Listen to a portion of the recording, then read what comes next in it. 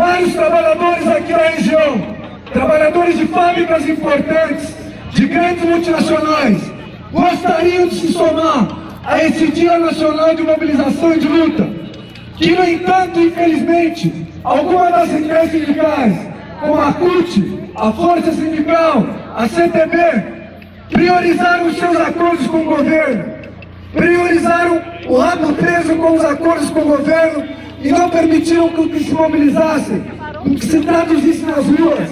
Companheiros, aqui do lado da USP, a situação dos trabalhadores, das indústrias, é das mais precárias do nosso país.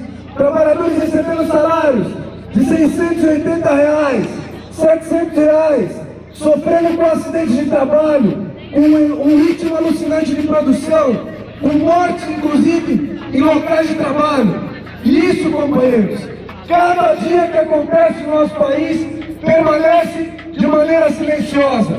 O nosso dia 30 aqui também é para escancarar a precarização do trabalho, dentro e fora da USP, a precarização que leva a mais de 2.500 mortes todos os anos em decorrência dos acidentes de trabalho. E essa luta só pode ser levada à frente de forma independente do governo. Nem o PSDB aqui na USP, mas também nem o PT em nível federal, porque é ele que avança na terceirização, na precarização das obras do PAC, na repressão às greves, como aconteceu em Giral, em Belo Monte.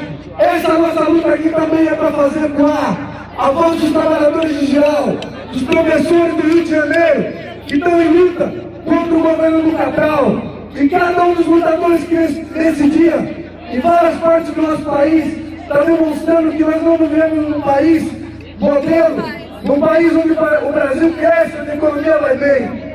Pelo contrário, nós vivemos num país da precarização, num país do assassinato da juventude negra, num país da repressão e opressão às mulheres, da opressão aos homossexuais.